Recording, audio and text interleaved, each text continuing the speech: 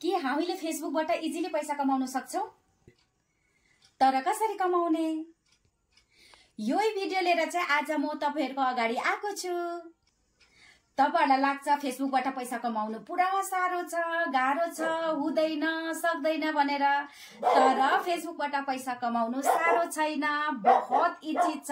कसरी इजी छ भन्दाखेरि म तपाईहरुलाई अब सिकाउँदै छु कसरी इजी छ भनेर।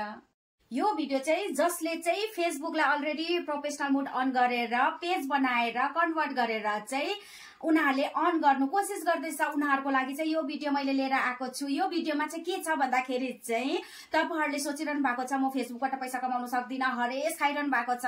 हरेस नखानुहोस्, मेरो भिडियोलाई हेर्नुहोस्, तपाईहरुलाई जोश आउने छ। किनकि म पनि एक टाइममा हरेस खाएको थिए, तर के भयो भन्दाखेरि चाहिँ त्यो टाइममा मेरोमा आइडिया थिएन।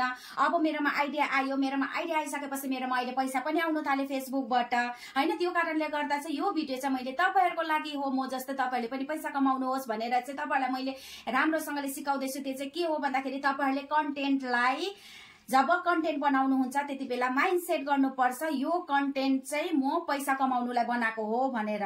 तपाईहरुले कहिले पनि टाइम पासको लागि मैले बनाएको यो कन्टेन्ट भनेर सोच्नु भयो भने तपाईले पैसा अर्न गर्न सक्नु हुँदैन। मेहनत गर्नुपर्छ यसमा।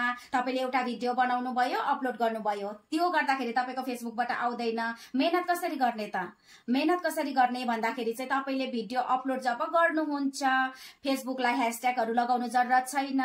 किनकि तपाईहरुलाई यो ह्याशट्याग कतिजनालाई कतिवटा क्वेशनहरु भइराको रहेछ कि ह्याशट्याग लाउनै पर्छ अन्त मात्रै मेरोमा अर्न हुन्छ भनेर। ह्याशट्याग लगाउनु जरुरत छैन। तपाईले बिना ह्याशट्यागमा तपाईले भिडियो अपलोड गर्नुहुन्छ। भिडियोको क्ल्यारिटी राम्रो हुनुपर्छ, तपाईको बोलीमा दम हुनुपर्छ, बोलीको क्ल्यारिटी राम्रो हुन्छ। जसरी म अहिले बोल्दै छु स्पष्ट तपाईले बुझ्नु हुँदैछ।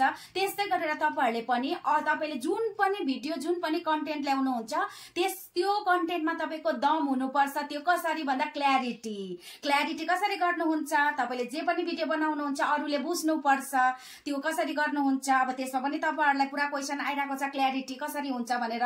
कसरी भन्दाखेरि तपाईले जुन कन्टेन्टलाई चाहिँ तपाईले सोचेर बनाउनुहुन्छ तपाईले दिमागमा ठान्नु पर्छ म यो कन्टेन्टबाट चाहिँ डलर अर्न गर्छु, मनी अर्न गर्छु भनेर सोच्नु भयो भने तपाईको क्ल्यारिटी अटोमेटिक त्यो भिडियोमा आउँछ।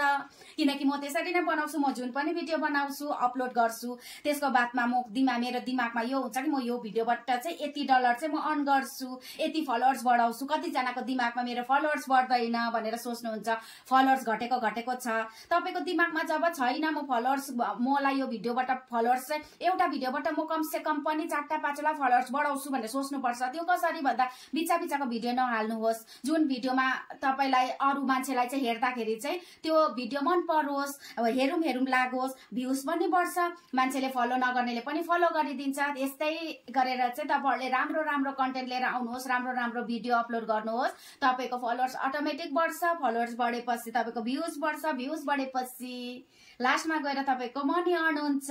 यस्तै गरेर अझै पनि तपाईलाई यो विषयमा अरु केही जान्नु छ भने नेक्स्ट भिडियो म लिएर आउँछु। Thank you so much.